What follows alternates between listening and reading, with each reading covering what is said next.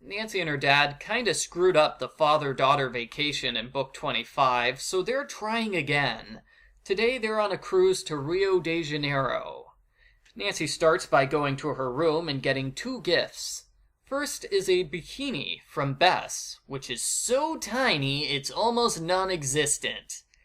Bess, where is this coming from? My gosh! Second is a brain teaser, which looks like this.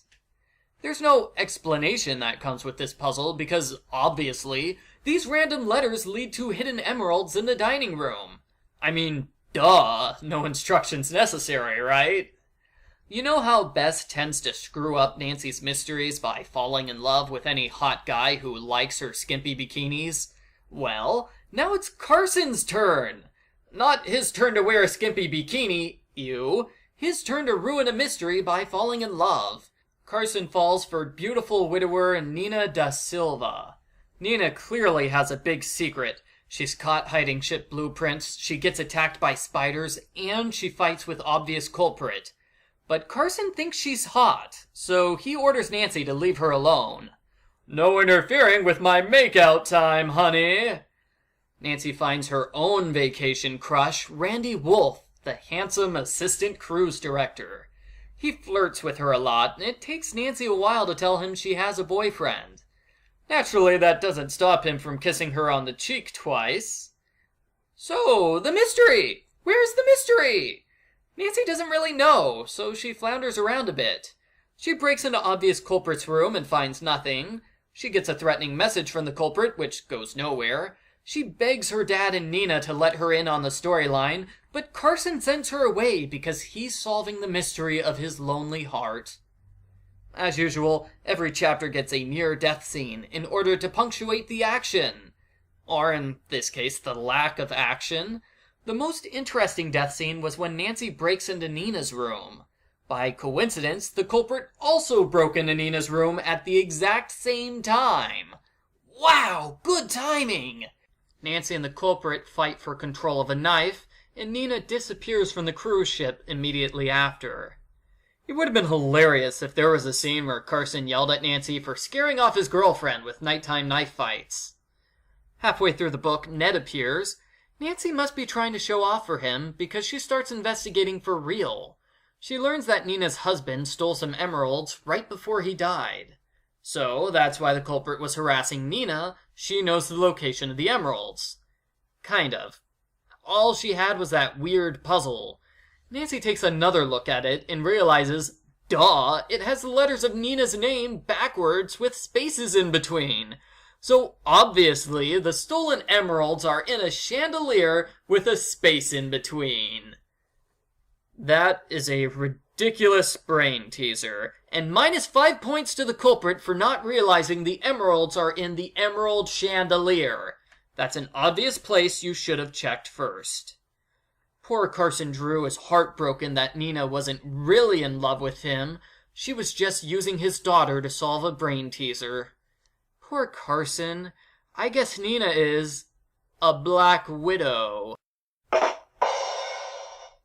Carson and the other adults decide finding a fortune in jewels isn't as important as eating cheeseburgers, so they leave to get dinner.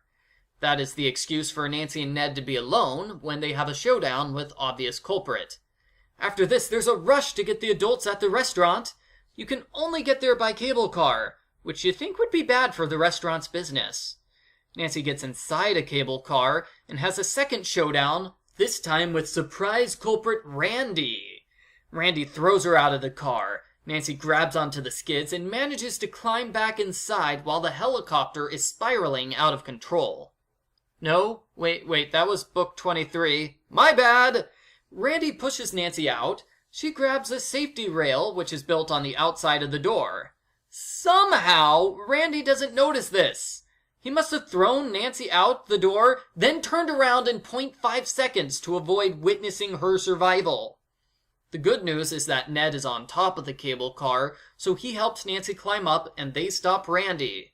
Hopefully, after this, they get food at the amazing restaurant I've heard so much about. The end. Post-book follow-up. I didn't like the first half of this book for a few reasons. The mystery element is totally lacking because we don't know what the mystery is.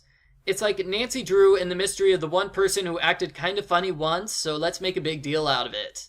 You could probably skip a lot since the investigation uncovers nothing.